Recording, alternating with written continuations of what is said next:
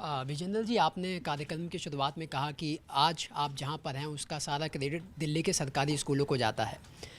और आज की राजनीति में सरकारी स्कूल की जो बात करता है या एजुकेशन मॉडल अगर कहें तो दिल्ली की अरविंद केजरीवाल सरकार कहती है कि पहले 3 टप्पर के स्कूल हुआ करते थे दिल्ली में, हमने वर्ल्ड क्लास बनाए। तो मेरा पहला सवाल तो है कि उनके इस दावे में कितना दम है, और दूसरा कि अगर हम बिल्डिंग्स इंफ्रास्ट्रक्चर को छोड़ दें तो क्या दिल्ली की सरकारी स्कूल की व्यवस्था, जो अरविंद केजरीवाल दावा करते हैं कि क्वालिटी एजुकेशन अब ज़्यादा बेहतर है या इससे पहले ज़्यादा बेहतर थी?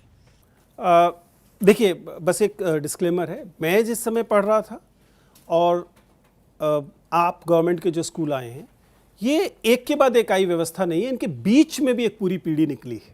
ठीक है ना, आपको उसको ध्यान रखना पड़ेगा। मतलब अगर अदरवाइज ऐसा लगेगा जैसे मैं ये कह रहा था कि पहले इससे अरविंद केजरीवाल सरकार से पहले वाले स्कूल बहुत अच्छे थे, मैं ये नहीं कर, मैं उससे पहले वाले स्कूलों में जिस समय पूरे देश में सरकारी स्कूल की व्यवस्था में इस बात की गुंजाइश थी कि आप सरकारी स्कूलों से पढ़कर टॉप यूनिवर्सिटीज़ में जा सकते थे, आप आईआईटीज़ में जा सकते थे, आप एनआईटीज़ तो तब नहीं थी, आरईसीज़ में जा सकते थे, आप मेडिकल और दूसरी जगहों पर जा सकते थे, गुंजाइश थी।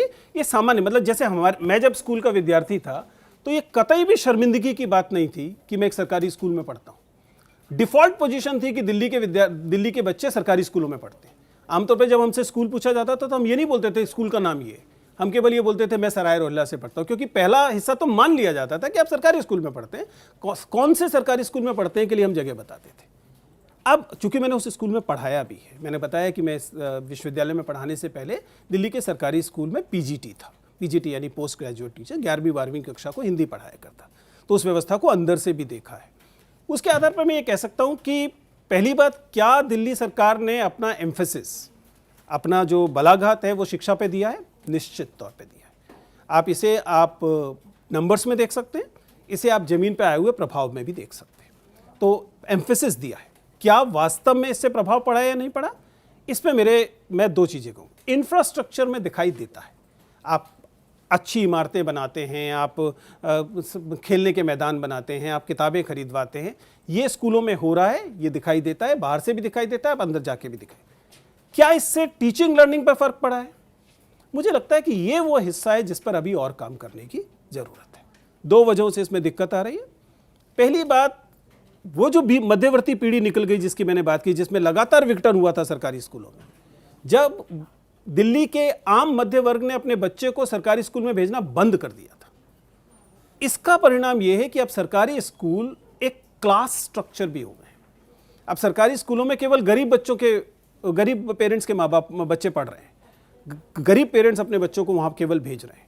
तो वही स्थिति हो गई जैसे हम विश्वविद्यालय में कहते हैं कि हिंदी ऑनर्स में बच्चा जो आ रहा है, पहले आ ही रहा है 50% वाला, आप कमतर बच्चा आ रहा है, आप उसको बहुत मेहनत करते हैं, थोड़ी सी कोशिश करते हैं, थोड़ा सा उठा पाते हैं, लेकिन वो सीधा तो इकोनॉमिक्स ऑनर्स वाले से कम्पीट नहीं कर पाएगा SRCC वाले से, क्योंकि वो आई 95% वाला रहा है। तो ये थोड़ा सा अंतर है कि इनपुट का हिस्सा है।